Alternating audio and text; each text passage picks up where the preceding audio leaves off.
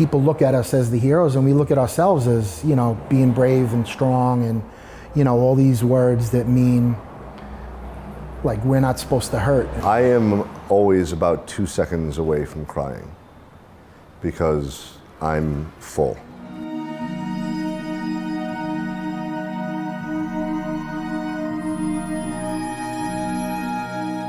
I was sick actually, and I was going to tap out and go home sick the night before. And my mentor, you know, a good friend of mine in the firehouse named Brian McAleese, convinced me to stay. He goes, "Don't tap out."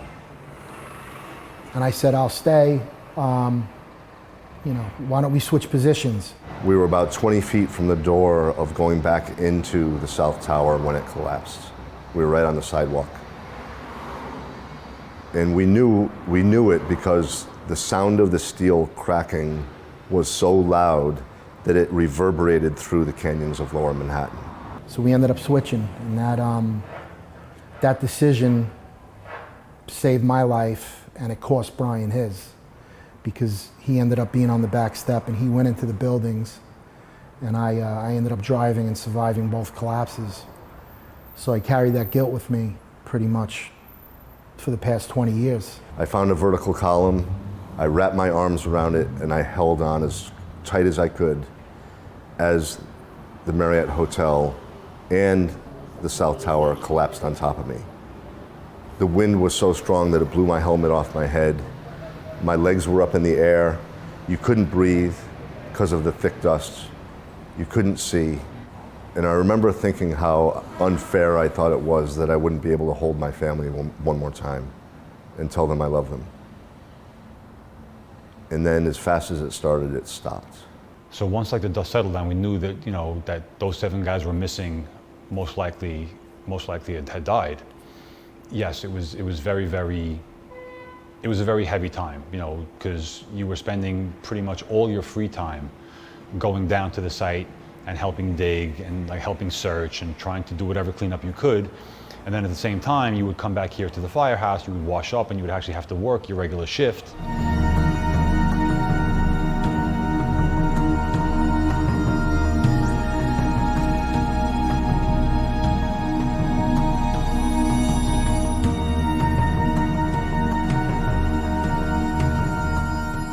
I will tell you, going to 5 funerals and wakes day after day after day, and even maybe worse than that, choosing which of your friends you're not able to attend because there are too many others.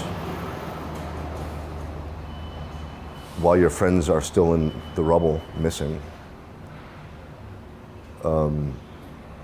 it's enough to break the bravest of the brave, emotionally, mentally.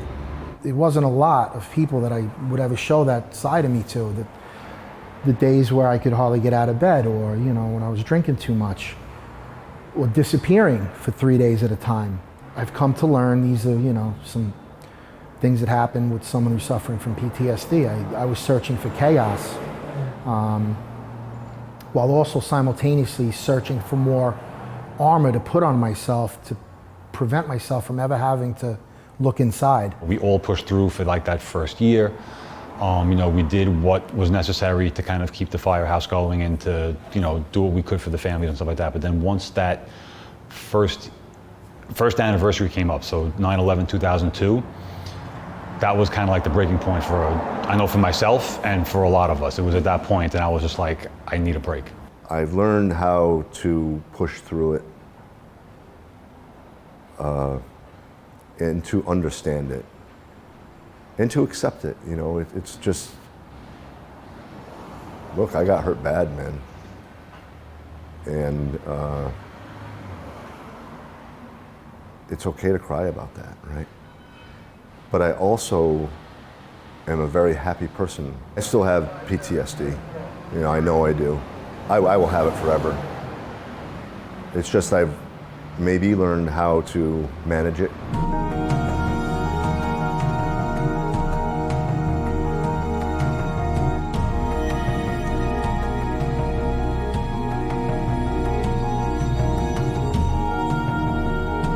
You know, and every aspect of my life is I call it like from post-traumatic stress to post-traumatic strength. That has been my mission. I like to speak out on PTSD now because I wish that there had been people who I would recognize, people like me, that I could see that would stand up and say, hey, it's okay. I told the story of who I thought I was supposed to be in my life, and it was supposed to be this tough, strong guy. But I realize now that, you know, the strongest thing I've ever done is admit that I was weak. And when I made that admission to myself and now to the world, it's given me the inner strength that I thought I always had for other reasons. I would say to people who are suffering with PTSD or other mental and emotional problems, just see if you can get by every day. One more day, one more day, one more day. One more week, one more month. And then you can't predict what's coming into your life. You can't predict who's coming into your life. Myself as a senior lieutenant on the job, and I have a lot of young guys, like, you know, under my care and my charge, to let them know that it's okay, that, you know, that there's a lot of our job that is not easy to deal with, and it's okay to not be okay with it. I miss my friends every day, but I hope that they're living vicariously through me right now.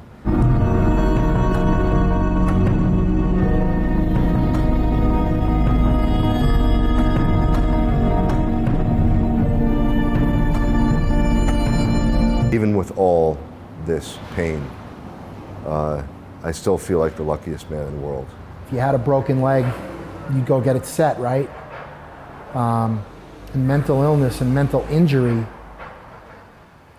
kind of in our society, we kind of feel like it's not something we like to talk about, but, you know, I'm here to tell you that maybe it is something that we should talk about.